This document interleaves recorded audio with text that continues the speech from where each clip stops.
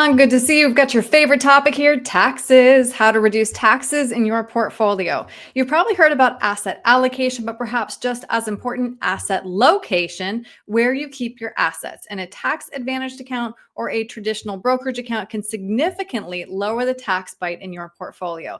So let's start high level. Please talk through the tax benefits of a traditional and a Roth IRA and how each has its own unique tax benefits.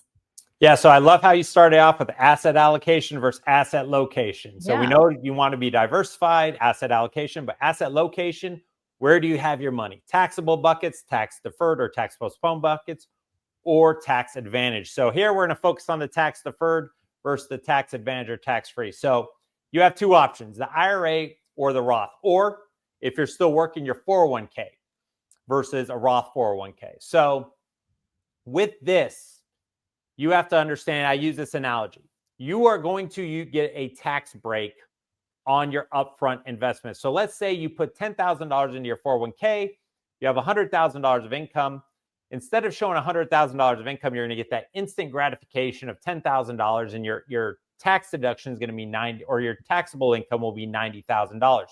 Sounds great, except for the fact that you've now made the IRS a partner in your investment strategy. So here is what we call the farming analogy.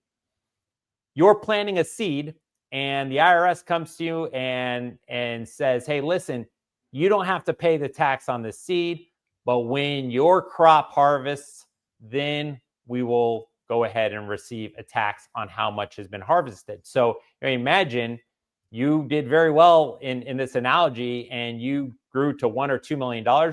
Well, now you have what I call as the potato chip tax problem. And if you've opened up a bag of potato chips in the last couple of years, you've realized that while you might be looking at that $2 million IRA and saying, I have $2 million, just like you're opening up that big bag of potato chips, it's not until you open up the bag that you realize that potato chips start at the halfway mark. Mm-hmm. Same thing with your IRA. The government is your partner. They are going to take their chunk of change. Now, on the flip side, you have the Roth approach, whether it's a Roth 401k, Roth IRA, Roth 457B, any account that says, hey, listen, you don't get the tax advantage now. If you put $10,000 into that account and you made $100,000, you're going to show $100,000 of income, and therefore you're going to pay more taxes.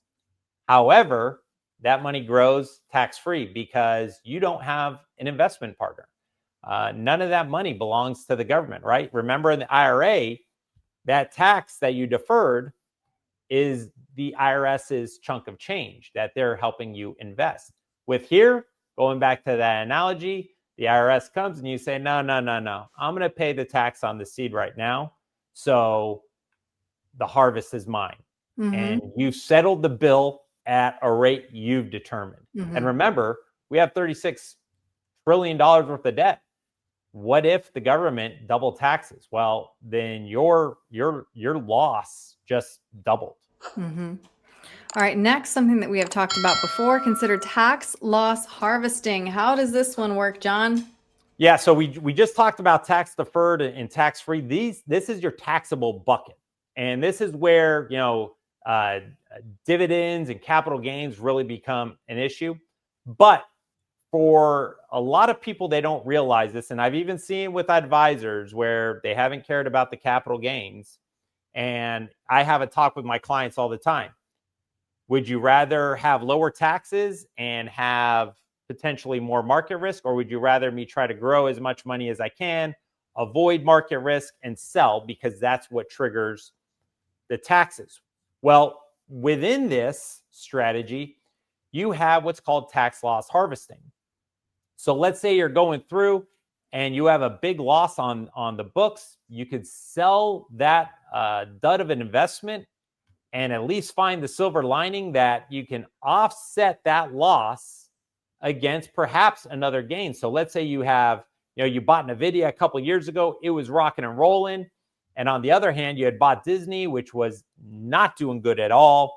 You sell Disney, and let's say, the Disney was a $5,000 loss. The Nvidia was a $10,000 loss. You could sell half your shares and you've offset that. And that goes into that's what's called the tax loss harvesting. You took a bad asset and you offset some of the good assets. Now, why is this important? It kind of goes into the other strategy of tax gain harvesting. And this often goes very, very overlooked. People just say, hey, I'm winning, I'm winning, I'm winning. I'm going to roll with it. I'm going to roll with it. And the next thing you know, they have a very large position, which is great. It's a first world problem, but they have a large over concentration. So I've seen people that all of a sudden their positions have grown to $200,000, $300,000, $400,000 and makes up 25, 30% or 40% of their portfolio. Well, what happens when that bubble bursts on that index or that investment and that drops? You're going to lose a significant amount of money. So tax gain harvesting, if you have some investments that have done really well and you are trying to maximize that balance of market gains and taxes, then it might be a good time to actually pay the tax, sell some of that gain, pay the tax, or harvest it with a loss to control and balance your portfolio in both tax and market risk. All right, so now let's drill down into asset location. Dividends and other cash distributions are typically taxable in the year that you receive them. To minimize your tax burden on dividends, consider where you hold your investments. What do we need to know? Well, again, understand if a qualified dividend is going to pay you 15% and you have a lot of that in your non-qualified and you're producing an income stream, and we're looking at our income maximizes where to exactly take it from. We might take a little bit from your IRA. We might take a little bit from your non-qualified to balance out that tax bill. So if you have qualified dividends, and I know we'll get to this in a little bit, but long-term capital gains, and you're really trying to minimize the taxes in that year, then you're going to want to have that taxable account as your choice. Now, if you have other things like CDs or just bond instruments that pay interest income, or structured notes, we've used them for our clients for a long time. They're great investments, but they are not tax friendly. You want to put those into your IRAs, because if you're going to pay ordinary income, well, you might as well just use the ordinary income of tax deferred, right? Don't use your ordinary income in your taxable bucket, which should, give you a 0 to 20% in worst case scenario tax bill. And then next, take advantage of long-term capital gains tax rates. With strategic planning, there is a potential for a 0% tax rate. Yeah, well, yes and no, right? I mean, that depends on your income. 44,000, I think 900 for a single filer, 96,000, I think like 400 for married filing jointly. So if you have a pension and all that, your capital gains aren't going to get there. You're always going to have some type of capital gains tax. But, if you're one of those people that has very low expenses and you don't need a whole lot of income stream, and you're making, $70,000, then, you can take a distribution from your taxable account and not pay any tax on it. Or you can go back and tax gain harvest and minimize your market risk with no capital gains, because you're underneath that income limit. When it comes to taxes, there's so many different planning strategies. Yeah. And especially when you start to combine it with income distribution strategies and market risk. I mean, we could do a 10-hour masterclass and then some, Aaron. Well, I don't know that we could. You could. No, I know that this is certainly one of your favorite subjects to do a deep dive on. And just a good reminder to everybody watching that we have done many strategic tax planning videos, and they're on your website, on your website, Go Securus, and also on YouTube. But if somebody wants to sit down and talk through these strategies with you, John, because like I said, some are a little bit more advanced than others, what's the best way to reach you?